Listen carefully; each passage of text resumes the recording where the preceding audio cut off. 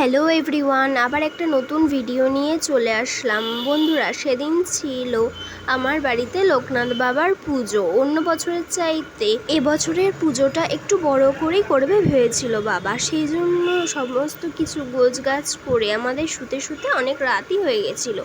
তারপর সকাল সকাল উঠে সবাই স্নান করে নিয়ে পুজোর গোছগাছ করতে শুরু করে দিয়েছিল। এর মধ্যে আমাদের ফ্ল্যাটের অনেকেই এসে হাজির হয়েছিল, আর ওরাও কিছু কিছু গোছগাছ করে দিচ্ছিল মা আর বোনের সাথে। এদিকে পুজোর গোছগাছ হতে হতে আমাদের রান্নার ঠাকুরও চলে এসেছিল, তাই আমি নিচে চলে গেছিলাম ওদের কোথায় রান্না হবে আর কি রান্না হবে সবকিছু বলে দেওয়ার জন্য। আর আমাদের কথা মতোই রান্নার ঠাকুর দুপুরে কতজন খাবে আর কি রান্না হবে সেই সব জেনে নিয়ে তার গোছগাছ করতে শুরু করে দিয়েছিল। এরপর ঠাকুরের জায়গার গোছগাছ হয়ে গেলে বোন চলে গিয়েছিল ঠাকুরের ভোগ রান্না করতে, আর ভোগ শেষ হতে না হতেই ঠাকুর মশাইও চলে এসেছিল। পুজো চলতে চলতেই বোন চলে গেছিল রেডি হতে। আর তোমরা কমেন্ট করে জানাও তো বোনকে শাড়ি পরে সেজেগুজে কেমন লাগছিল। গাইস, জানো তো এই পুজো উপলক্ষে আমার দাদু দিদা, মামা মামি আর মাসি ভাই ওরা সবাই সকাল সকাল চলে এসেছিল।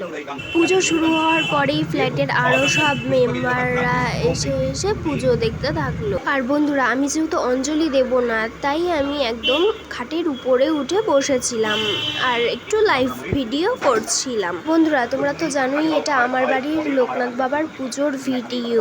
কিছু সমস্যার কারণে আমি এতদিন সেটা এডিট করে ছাড়তে পারিনি। আজ আমি ভিডিওটা ছাড়ছি।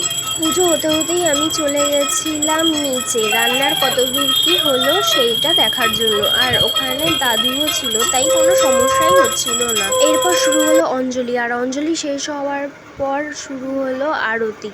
আরতি শেষ হলে লোকনাথ বাবার পাঁচালি পড়ে ঠাকুরমশাই পুজো শেষ করলো। বন্ধুরা, তোমরা কমেন্টে জানাও যে আমাদের লোকনাথ বাবার পুজো তোমাদের কেমন লাগলো। এরপর ঠাকুরের সামনের একটু ভিডিও করে নিলাম আমি। তোমরা কমেন্টে জানাও ঠাকুর আর ডেকোরেশন কেমন লাগলো। এরপর সবাই গল্প করতে করতে আমাদের রান্না কমপ্লিট হয়ে গেল, সবাই খাওয়া দাওয়া করে নিলাম।